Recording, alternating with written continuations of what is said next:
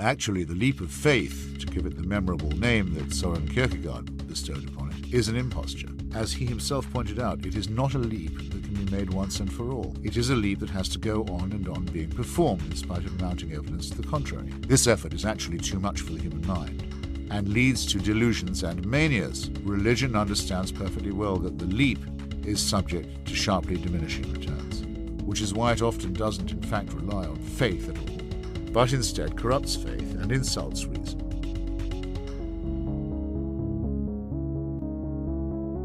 You are listening to A Leap of Doubt, the podcast that celebrates science, secular humanism, and the courage it takes to embrace an evidence-based life of doubt and questioning. Welcome to A Leap of Doubt, the podcast that celebrates questioning, curiosity, and free inquiry, because the only thing anyone should not doubt is one's own capacity and ability to doubt, to change one's mind in light of new evidence or knowledge newly learned. Very special thanks go out to each one of my patrons, Jeff Prebeg, Jeannie Eichard, Torsten Pill, Chris Watson, and Kim Butchkovsky. Your support is highly appreciated.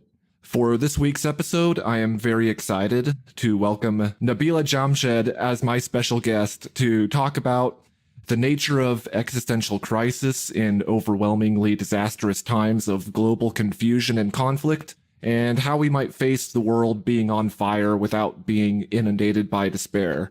Nabila is an international security and global governance professional currently working with the United Nations. She has previously served as a political analyst with multilateral agencies and the UN in The Hague, in India, and with the United Nations peacekeeping mission in South Sudan. She studied in Delhi and did her master's in global governments and diplomacy from the University of Oxford, England. Her career in the United Nations system began with the Organization for the Prohibition of Chemical Weapons, where she worked as a political affairs specialist. She joined the OPCW during the organization's work on chemical disarmament in Syria, for which it was later awarded the Nobel Peace Prize. With the UN, she co-authored the UN Environment Program and the UNU's Inclusive Wealth Report for 2014, written articles in various newspapers, and specializes in the UN's work on preventing conflicts, crisis response, and outlawing weapons of mass destruction. Welcome to the show, Nabila. I'm really excited to get to speak with you today. Thank you so much, Nathan, for that wonderful introduction. I'm very excited to be here and in this very important podcast, Leap of Doubt. I think it's an important conversation generally that we should all be having. In June of this year, you delivered a talk for the TEDx series entitled How Not to Have an Existential Crisis. And as I watched and listened to you speak, I was impressed by the amount of information you were able to pack into a 15-minute speech, and by just how much potential unpacking there is to be done from what you said. Before we get into all of that, I'm interested in your background. What were the catalysts, influences, and turning points in your life that led you to become not only an Oxford University graduate and author, but also an international peace and security professional at the United Nations, all before you were 30 years old? So interestingly, I've always been very interested in the phenomena of war and human conflict. And as I was in high school and then throughout my education, I kept studying about, civil conflicts, interstate conflicts, especially the world wars and the scale of organized slaughter that happened, the massacres that happened during that time. I realized that my interest in conflict was essentially when it came down to it, as if I was to think about making a career in this field for myself, it was really an interest in social contracts. It was more of an interest in how human societies are able to resolve this very state of nature, a way of being where people resolve their conflicting interests by way of conflict or by way of violence, and then organize ourselves into a society with systems of collective security, a collective maintenance of our rights and freedoms as the international community. And so I got very interested in learning about the institutions that we created in the aftermath of World War II and World War I, especially the United Nations. So I've always been very interested in this whole idea of contracts as the sort of the moral ideology by which the world moves forward, as very, very opposed to ideas like justice and freedom and equality, which come and go depending on the zeitgeist of the time. So I grew up in India, but then I decided to go to university at Oxford, as you've already mentioned. I studied global governance there. I focused very much on the UN's work in peacekeeping and humanitarian interventions, how international society organizes itself to respond to crisis. I was very specially interested in this whole fascinating idea of who it is that determines what a crisis is. Because as I said during my talk as well, it's not as if these ideas come to us from any moral content in the universe or from a certain conception of justice that is natural. It is ultimately statesmen and their interests, often also, as my research found out, technocrats in organizations that determine what a crisis is. So then my journey took me, of course, through a range of various intergovernmental organizations with which I continue to work. I worked with the Chemical Weapons Treaty Body in The Hague, and then I worked in Juba in South Sudan with the United Nations Peacekeeping Mission when their second civil war broke out.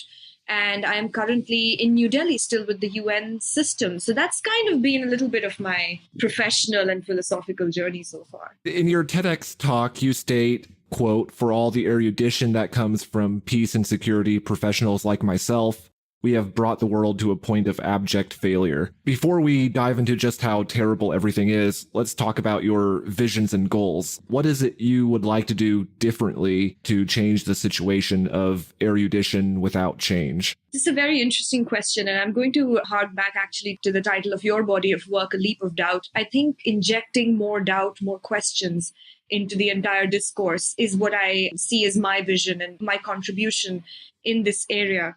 As a bureaucrat, as an analyst, as someone, the moment you get into political science as a profession, the moment you hit the ground running, you have to respond to crisis, you have to maintain systems, bureaucracies, their processes and procedures of working. You find yourself distancing from the academic foundations of all of these ideas. Even the moral ideas that inform your work at some point become the Bible for everything going forward. And what I try to do in my work, and for me, the vision of society would be, just to try to inject more doubt in all of this, because the reason that so much of our discourse on peace and security, so much of our discourse on trying to change the world, whatever that has meant at different points in history, sometimes it's more emphasis on freedom over equality, sometimes it's more emphasis on equality over freedom, etc., etc. The way we respond to crisis, sometimes we ask the international community to intervene because genocide is occurring in some parts of the world. For example, what happened in Rwanda in 94, and then a few years down the line, our debates then get structured more around, hey, but wait a minute, who has the right to intervene in crisis? I mean, if the same thing happened in a richer part of the world, maybe the international community wouldn't be so quick to send in tanks. And maybe that's a violation of sovereignty. So, bringing those ideas closer to the academic discourse, trying to figure out exactly what it is that we are trying to do with this very large project of international peace and security. That for me, just injecting more questions into that discourse for me is the vision as a first step. So I don't profess to have any particular moral claim over, or moral answers to any of our questions. But I think it's important to try again to go back into these founding ideals, figure out where these systems came from, and then become a little bit more academic about our questions going forward, even if we are analysts and political scientists who are working in bureaucracies. There does seem to be a sense that academia is mostly theoretical and doesn't get its hands dirty, so to speak.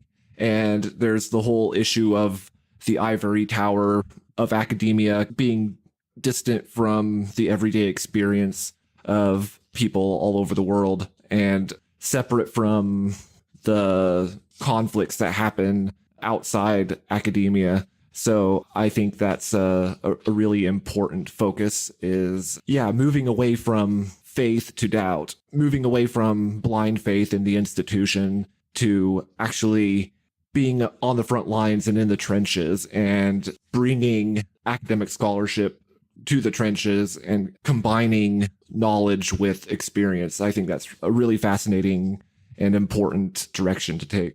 Absolutely, yeah. One of the biggest things that we owe to any of our collective efforts is to make sure that and what I find most interesting is that the people that I work with are political scientists. So the same ideas, the same doubts that we engaged with so closely in university and in school, I think it's important that we bring all of that to our work as well, because otherwise it's just, it's become so simple to explain the arc of world history, to explain the politics around us today, especially in a time of social media, of us trying to summarize what is happening in the world around us in the form of, within 140 characters, in a tweet, in an Instagram post, in a Facebook post. I think historians before us, analysts who have gone in centuries before us, had the gift of hindsight. They had time. They could wait for a few years, work on a book, a thesis that then gave appropriate labels to the historic events that they saw.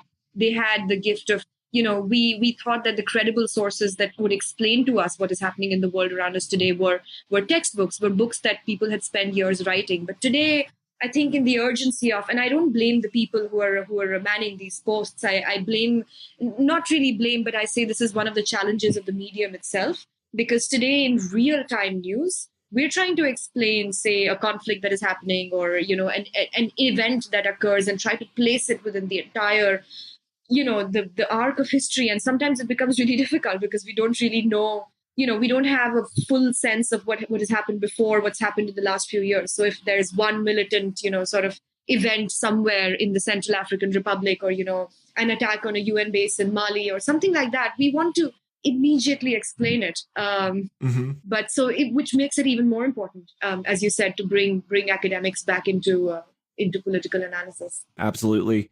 And if you're willing, can you describe your experiences working with the UN's peacekeeping mission in South Sudan in 2016 and the danger you encountered from the conflict that erupted there? Because I think this is one thing that came out in your TEDx talk that establishes your street cred, so to speak, of you seeing these things firsthand. Right. So I had the privilege of working with the United Nations peacekeeping mission in South Sudan in 2016. As you know, South Sudan is the world's youngest country. It won its independence from Sudan, confirmed in a people's referendum in 2011. I was working there as an analyst for the Mission Analysis Center. So, a large part of my job was to basically analyze information intelligence coming from different parts of the peacekeeping mission and then summarize it or analyze it and bring it together into reports that could be understood by all of the stakeholders, whether it was the mission leadership or headquarters in New York.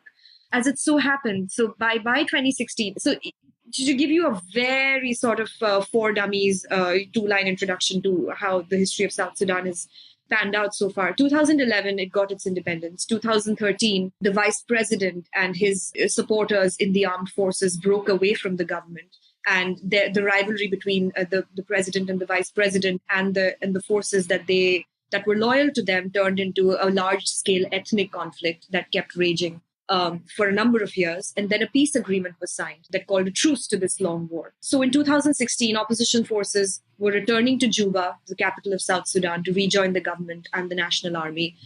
But by, I think this was the 8th or 9th of July, my colleagues and I, we started getting news that violence had broken out in the center of the city. Roads that we'd been on only a few hours earlier, shooting was happening there.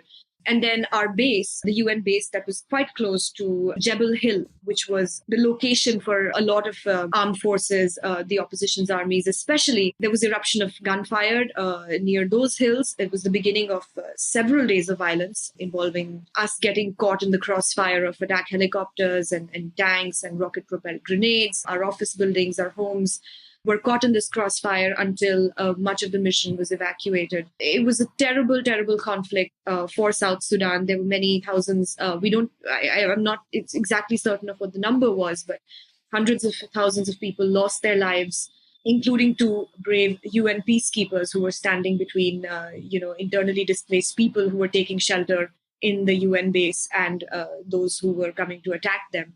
So for me, it was a first-hand experience of what the breakdown of a social contract looks like, where, you go from a peace agreement and unless you've resolved the internal simmering tensions in a society, the signing of a peace agreement or, a solution that is taking form at the level of government and heads of states is really not going to make a difference, because it can really break down so very quickly and in so many different ways, because that conflict was not just an armed conflict. I mean, there was a great deal of sexual violence that happened during that time.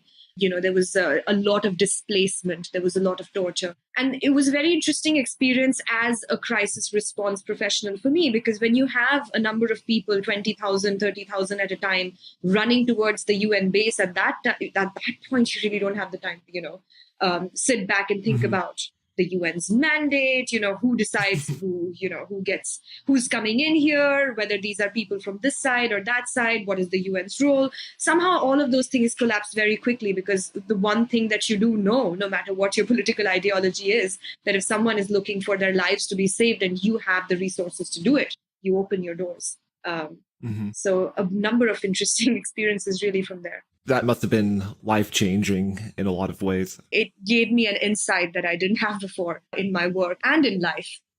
So yes, both of those things. Here are two questions you address in the TEDx talk we've been referencing, and which we might flesh out more here. First, where should we look to find the origins of political violence and crisis? And second, is political crisis and conflict inevitable? Those are two huge questions that many volumes and many pages couldn't answer, I'm sure. Have you come across or come upon any insights or epiphanies in your own experience to at least start to address those questions? Very interesting. As you said, I tried to engage them in the 15-minute talk. There's really, one doesn't know how to begin. And instead of really going into the epiphanies, I think I'm going to start by saying that the trigger for me actually thinking about these things at this point of time is really because of the baffling times that we live in now.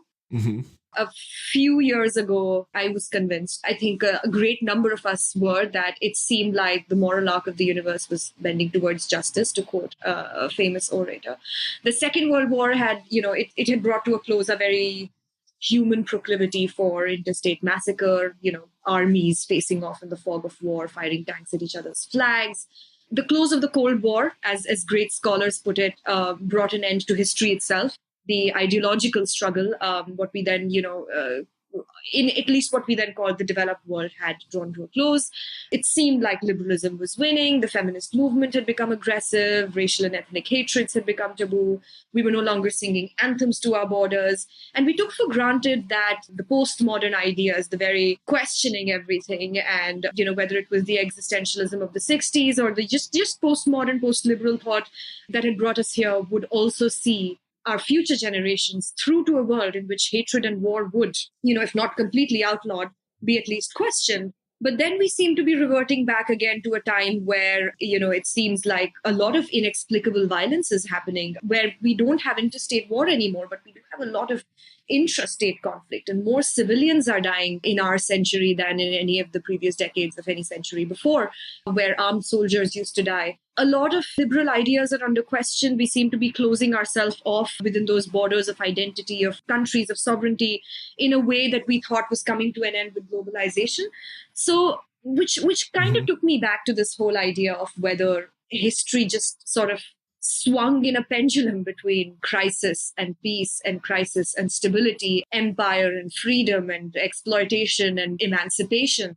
So instead of moving towards a particular conception of freedom and equality, were we really just continuing to go back into our old ways every now and then? Because, all empires that had once arisen ultimately fell. All ideologies ultimately, when they seemed ascendant in any part of the world, ultimately fell. So maybe liberal ideas, maybe freedom, postmodernism itself was coming to an end.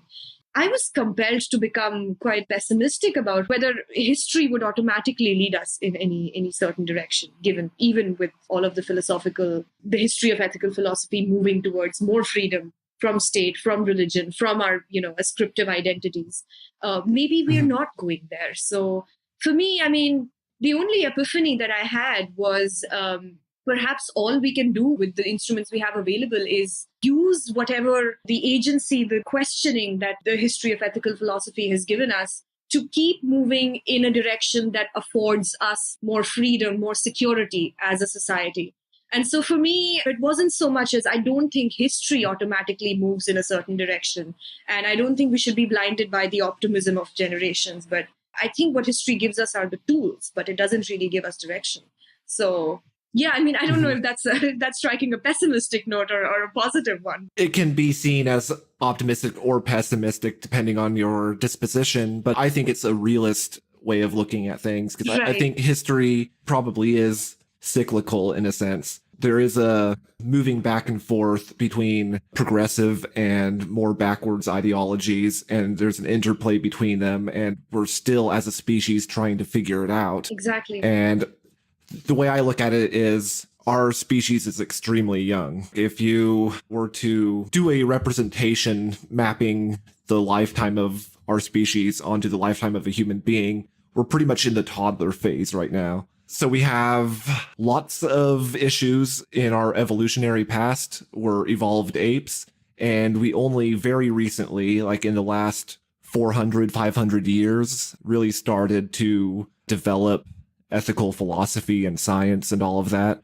So this way of thinking of deliberation and moral maturity and viewing other people as equals who are deserving of rights and freedoms, that's a pretty new way of viewing the world in comparison to everything that's gone before, whether it's our hunter-gatherer days or our evolutionary lineage. Right. 99% of human history was spent as hunter-gatherers, and the last 1% and the last fraction of that percent where we learned about and developed science and philosophy, when you put it into that kind of large-scale perspective, it's no wonder that we keep going back. We keep kind of reverting to our primate behaviors and letting our reptilian brains take over. And so it's give and take. It's a process, and it's going to take a lot longer than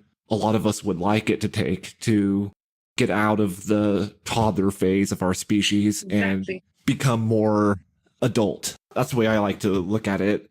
And the important question that emerges from all of this constitutes the reason why we ask the former questions in the first place, which is, what are we to do about it? If belief systems are arbitrary, as the postmodernists would say, if the moral universe is as relativistic as the physical universe, where do we ground a rationale for effecting change in a universe that really is devoid of any ultimate meaning? Does it just come down to survival? Is survival a sufficient rationale and none other is needed, just in the interest of not destroying ourselves? Would you say that that's the only rationale for trying to affect progressive change, or is there more than that? And I completely agree with it makes it even more difficult when we take an anthropocentric view of human exceptionalism, because it makes it so much more difficult to explain behaviors, because, if we keep looking at moral content or the fact that there is a soul that determines things we do as opposed to apes or birds or fish, then it makes it that much more difficult. So maybe there's great value in going back to those natural origins and seeing where we're making that mistake. It's an interesting question. It's probably one of the foundational questions of our existence, where, to put crudely, what you've articulated so well right now is why are we here? Where are we going? Those are the questions that considering that, as you very rightly said, the idea of treating other human beings with decency, or this whole imperative of upholding rights and freedoms and equalities, is fairly new. So maybe we do keep spiraling back to it. I'm going to also, just as a little aside, I think what makes it even more paradoxical, the whole question of what are we to do and what is the purpose and whether we have another imperative apart from survival, is that the paradox for me is because if you think about it, contemporary tyranny, and I say contemporary because I'm talking about the phenomena we see around us today, whether it's tyranny or war or the erosion of rights, maybe they're not despite liberalism, but perhaps they're because of it, because the less ethical values make sense to us. As I said before, the history of philosophy and our history in general has a lot of times been about making us free of these, what earlier we thought were God-given values or church-given values or state-given values. So if the history has been all about making us more free from those, and, the more we realize, as you just said, morality is a man-made idea, the more likely we are, perhaps, to lean towards a selfishness which is founded in evaluative nihilism. The more we realize that the universe has no inherent meaning or purpose, and the state of nature tends more towards chaos than anything else, maybe the less we feel responsible towards it. So what I'm trying to say is, the freer our epistemological and ontological frameworks got, the less free we perhaps became, because freedom was no longer a moral imperative. In terms of what then, apart from survival, or whether survival at all is necessary, is the purpose of existence, is tricky, because we do find ourselves in a time that has given us other tethers. So even if one is to look at it in more in terms of an abstract question, but the other is to say, we do live in a society where there is a huge background of things that have been done and are going to be done. So for maybe to optimize our happiness, our individual pleasures, our individual sort of agency on earth, maybe we do have to look at the social contract constructed through the veil of ignorance, or whatever the optimized way of constructing a social contract is. Maybe that is part of our moral imperative now, because unless you look at it in complete isolation as a philosophical question, maybe we should be looking at constructing systems of mutual security that uphold our freedoms, so that we can keep pushing towards doing what it is we want to do as individual humans. Speaking of social contracts, what do you think is missing from,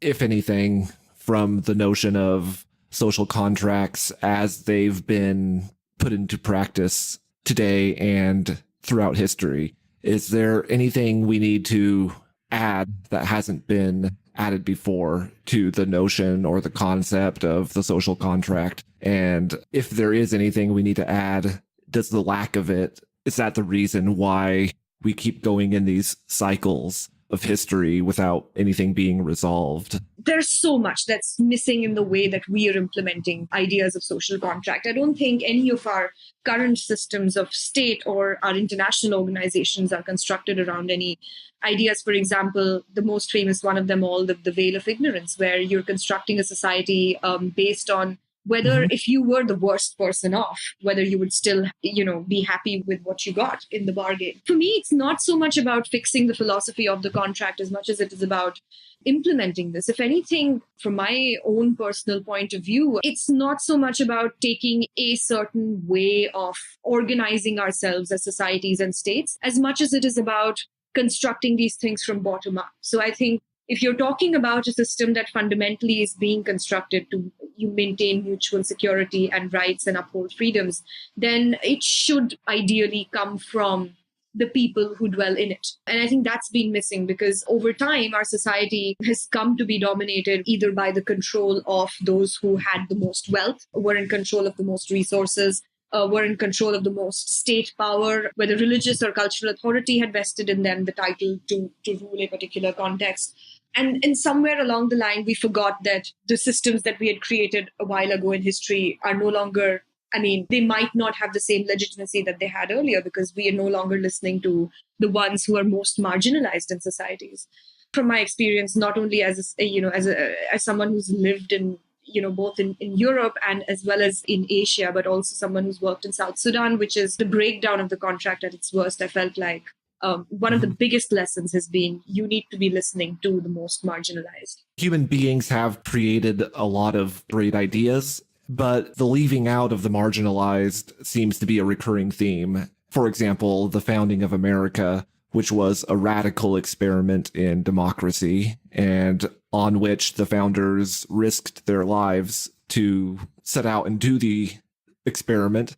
They drafted a constitution and Declaration of Independence that stated that all men are created equal, except that by all men, they literally meant men and not women. Right. And they didn't include slaves among people, and they didn't include anyone who was not a white male property owner, essentially. So there seems to be a whole library or catalog or bank of good ideas that haven't fully worked because we haven't implemented it equally for everybody. We've not taken on the veil of ignorance, as John Rawls wrote about in A Theory of Justice, in which you referenced. It's all been centered around the people who were in positions of power to create the new way of life.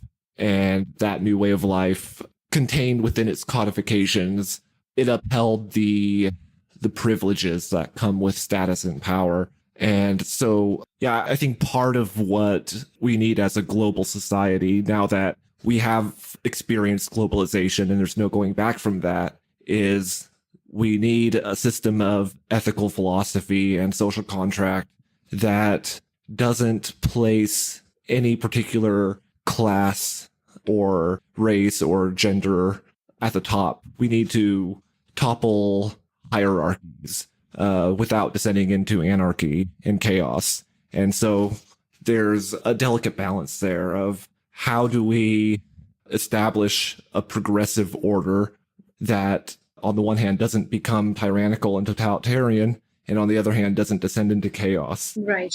One of the things that, as you very rightly pointed out, at that time, the founding of America was a radical experiment in democracy, and yet we find that rights remained limited to the white, male, propertied classes. But how if that was radical then, that was already a lot more than ordinary people had at the time. So, going a little away from the pessimism of what I said earlier, history does teach us that it ebbs back and forth from tyranny to freedom and from war to peace. But at the same time, it's also shown us that you can struggle against more oppressive systems. And it might have been a limited experiment in democracy, but it was more freedom than people had before then under colonialism. Mm-hmm. The same thing can be said for countries around Asia and Africa. They did not inherit perfect systems when they overthrew their colonial rulers and that heritage and those systems. But it was possible to resist those. And I think that now, if we find ourselves ruled as a global society by those who are either male or those who are more privileged or those who have more wealth, I think it will be possible to dent those systems.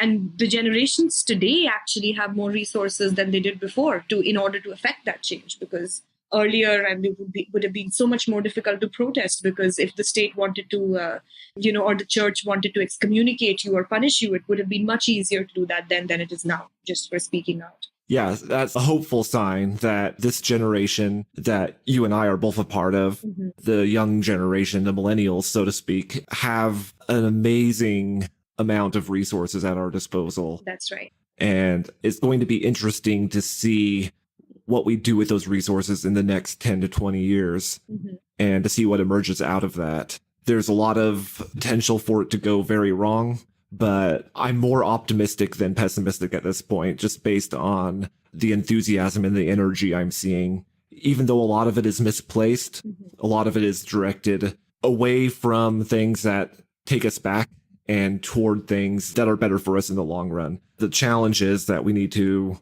not just head off in a general direction. We need to focus in and get specific on what works and what doesn't within the general forward-moving direction. Because in order to survive as a species and in order to thrive and flourish and become progressive as a global society, it takes more than just moving in one direction versus the other. There are a lot of forking paths on the way forward. I think our generation is moving in the right direction, but that we need to be more critical than a lot of people are and more discerning about what we do with the direction we're going in. Exactly. And the flip side of that, the existential paradox, which is that liberalism, actually, the more it takes us away from the morals of church and state, the more we find ourselves lacking the moral compass to proceed in the direction of what we hold dear as a generation, wherever those ideas come from, whether it's more equality or more freedom. But the flip side is that never before has the academy or our critical thinking had the insight or the analytical skills and the resources that it has. So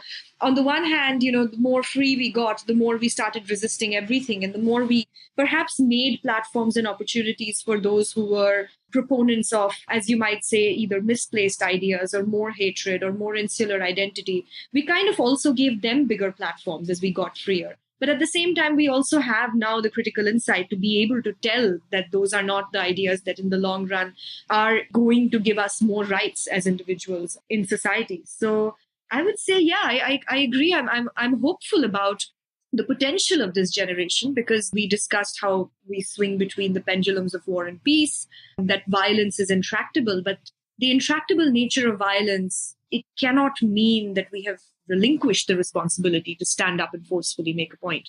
And I think we have more potential now than we ever did before. I mean, we're creating sentience out of, software and wires. And if we can do that, we can certainly take positive steps to make sure that our own neighbors and our own societies, there are fewer people who are hungry or being prosecuted. It goes back to the balance I referenced earlier between total rigidity in some kind of hierarchical stratification of society versus total collapse.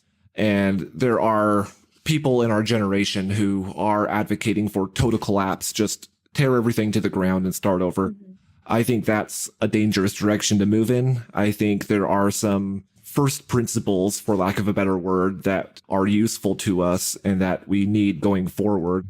I think Enlightenment values are something that we need to revisit and resurrect. And it's not so much something I'm predicting as much as it is something I'm hoping and dreaming for, is a revisiting of Enlightenment values and making them relevant again.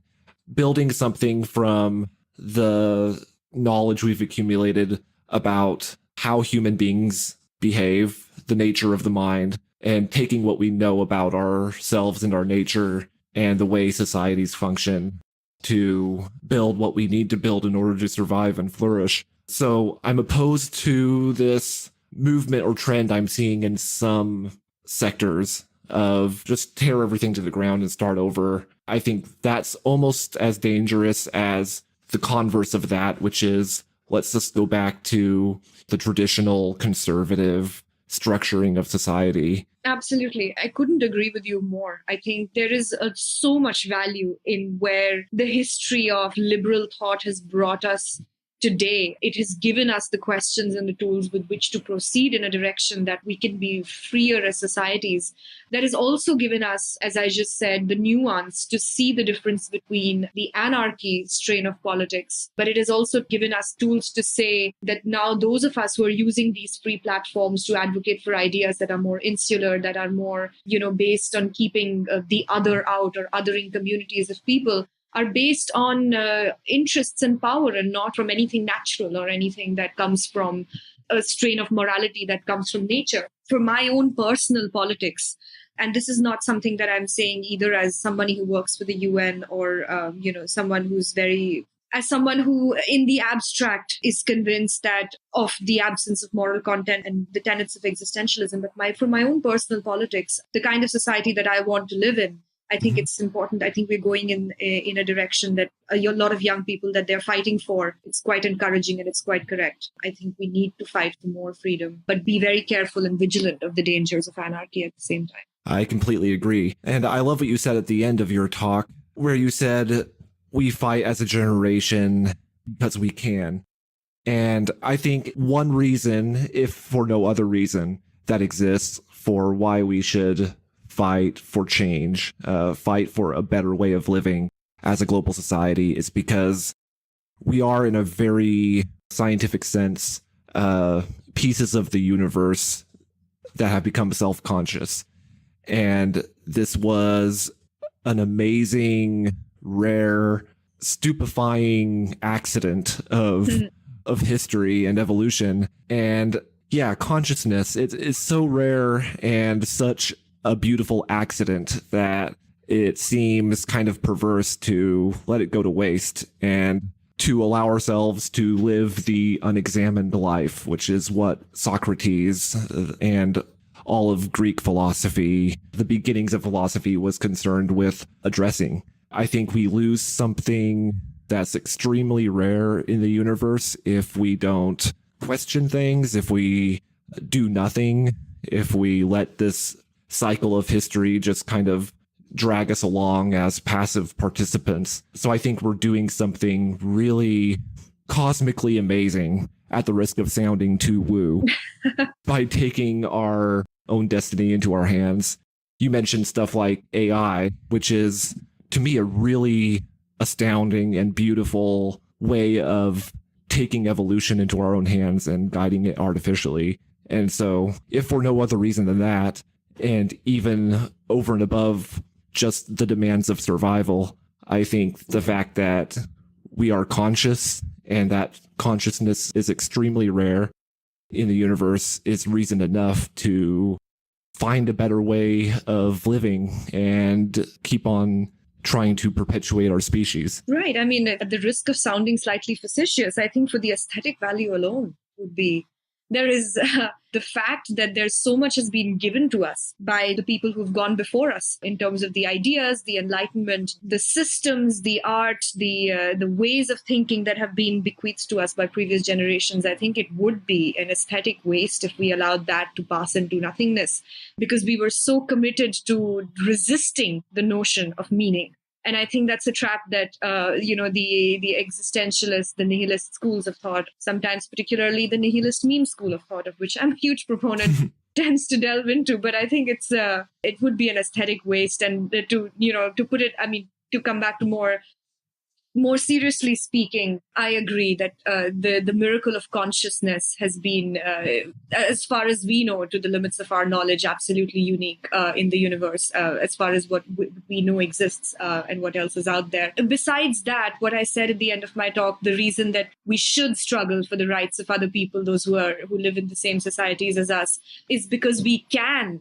That's not just a matter of because we have the resources to do so now, because we are capable as a generation. But so to take an example, I should, because as a woman, for example, I feel like at this point in my life, I do have many of the resources, many of the freedoms that a lot of women around the world don't have. So the very fact that I can communicate in a language that is understood widely around the world, that I'm talking to you in English right now, that I'm connected to the internet, that I live in a society and in a family where I have the right to say a lot of things, I think puts me in a position where I personally would feel like I was wronging a generation of women who do not have these rights if I did not use this opportunity to speak out for them. So that's personally what motivates me to do it.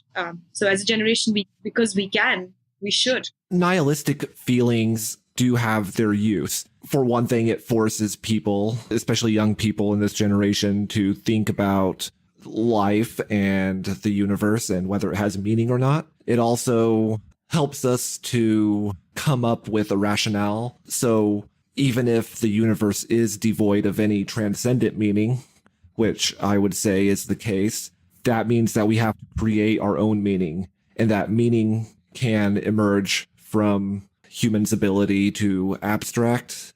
Yeah, I think what we do in the face of a meaningless universe that presents nothing but the promise of the void after we die, I think there's some use in that, in thinking of the universe in that way, and to then do what we can do, even in the face of that. It's not ultimately nihilism, it's confronting the reality of a meaningless universe and creating meaning ourselves, taking on that responsibility ourselves of creating meaning, which the universe can't give us, because any meaning that's imposed on us from above or beyond is really no meaning at all. Meaning to me, by definition, is what we create ourselves. Absolutely. Meaning has to make sense to you. And I completely agree that nihilism, that whole strain of thought, keeps us vigilant to the dangers of objective value. It keeps us vigilant to anyone who comes along and says, I have a set of objective values that I think we should organize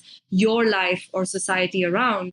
But that doesn't mean that we can't have subjective values. And those are sometimes necessary if we are going to build societies that secure our own futures and that secure our own lives and our freedoms.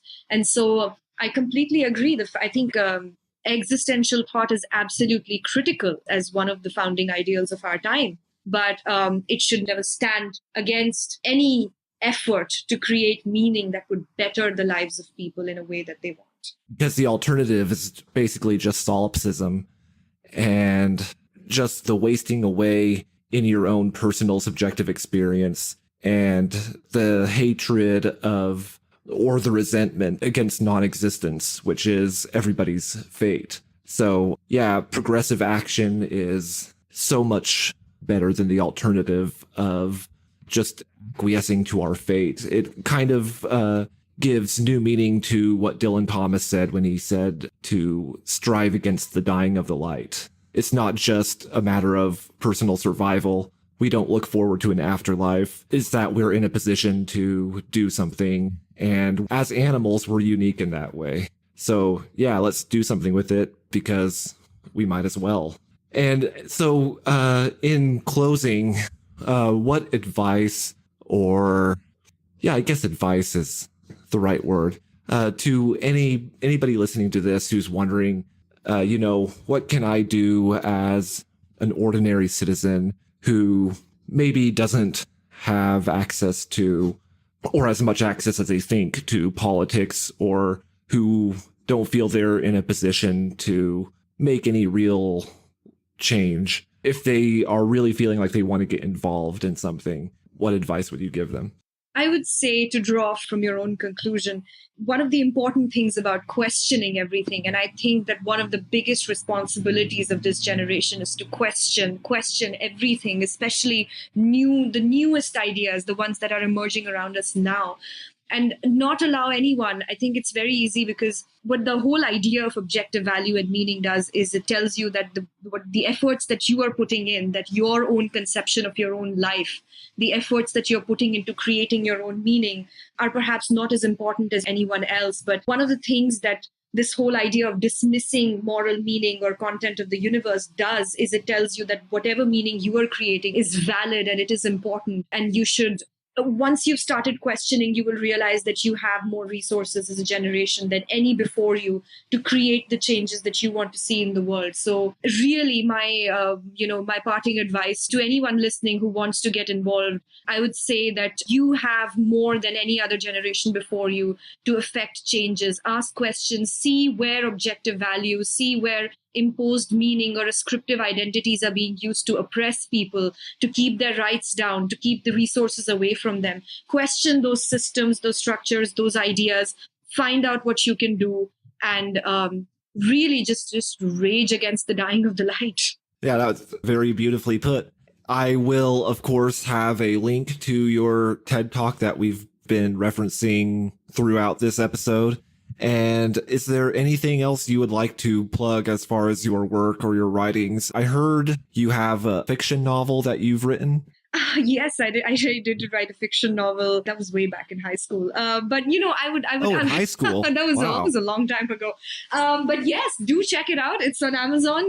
Please do listen to the TED Talk. I would love to hear from your viewers, your viewership, your people who listen to your podcast, what they think about the talk. So if you want to reach out to me through Twitter or my Facebook page, please do so. I would love to hear from you. Awesome. Thank you very much for taking time to speak with me today. I really enjoyed it. Thank you so much, Nathan, for having me on your podcast, and congratulations on the wonderful conversations that you're having. Oh, thank you. Thank you for listening to A Leap of Doubt. If you liked what you heard, please consider leaving a review on iTunes. If you want to get involved in the kinds of discussion this show is meant to encourage, you can find the official discussion group on Facebook at facebook.com/groups/A Leap of Doubt. You can follow me and get in touch with me on Twitter, where my username is @TheNatheist. Feedback and criticisms are always welcome. The opening clip is an excerpt from the audiobook God Is Not Great by Christopher Hitchens, courtesy of Hachette Audio. Text copyright 2007 by Christopher Hitchens. Audio production copyright 2007 Hachette Audio. Used with permission. The opening and ending music is Jade by Esther Nicholson and is used under license. The audio was edited by Rich Lyons of the Living After Faith podcast. If you enjoy the work I do, please consider becoming a patron on Patreon at patreon.com/A Leap of Doubt.